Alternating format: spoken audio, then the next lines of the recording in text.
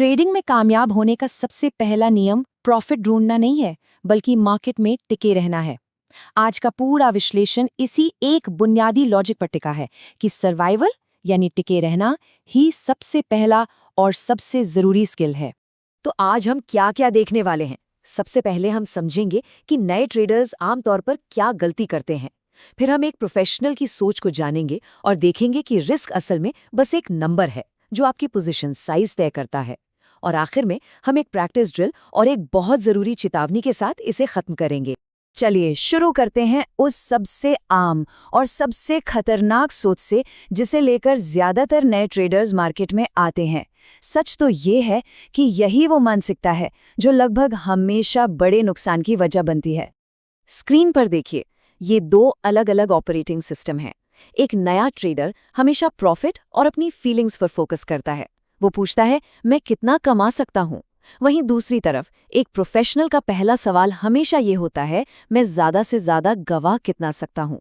उनके लिए एक तय और स्वीकार किया जा सकने वाला नुकसान ही किसी भी ट्रेड का एंट्री पॉइंट है। बाकी सब कुछ उसके बाद आता है।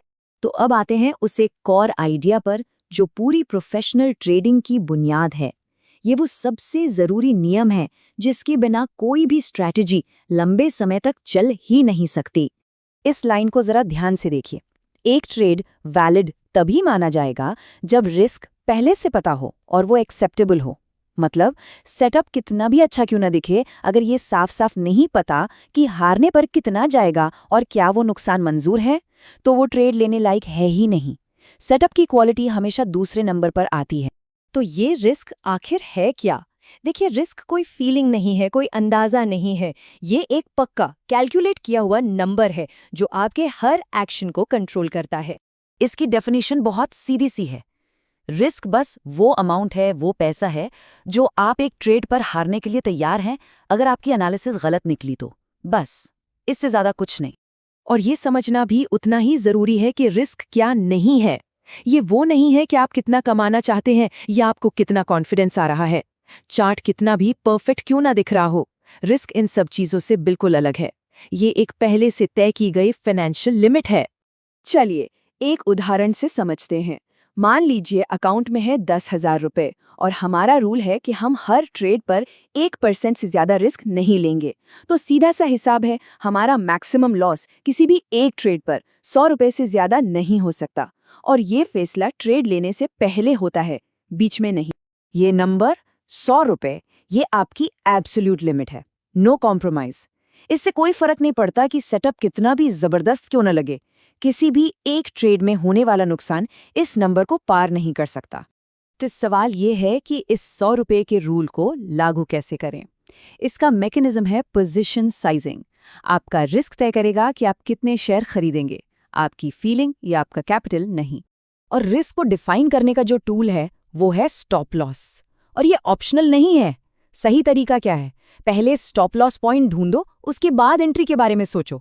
अगर कोई लॉजिकल स्टॉप लॉस नहीं दिख रहा या वो बहुत दूर है तो वो ट्रेड है ही नहीं। सिंपल। और हाँ, मेंटल स्टॉप जैसी कोई चीज नहीं होती, वो बस डिसिप्लिन की कमी का दूसरा नाम है। अब देखिए ये काम कैसे करता है। मान लीजिए एंट्री है 500 रुपए पर और स्टॉप लॉस है 490 रुपए पर। तो हर शेयर पर रिस्क कितना हुआ? 10 रुपए। अब हमारा मैक्स लॉस का रूल क्या था? 100 रुपए। तो बस 100 रुपए को 10 से डिवाइड कर दीजिए, जवाब आया 10 शेयर।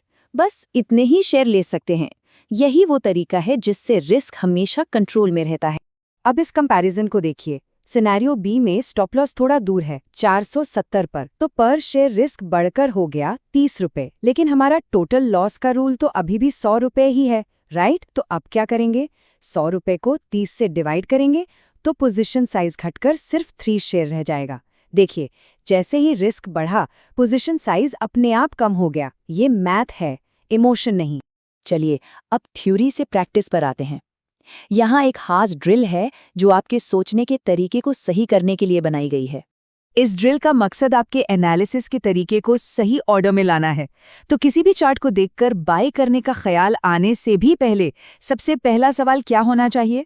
ये ड्रिल बहुत सिंपल है। आपको कोई ट्रेडिंग नहीं करनी, न रियल न पेपर। बस कोई भी चार्ट खोलिए और बाय एंट्री मत ढूंढिए।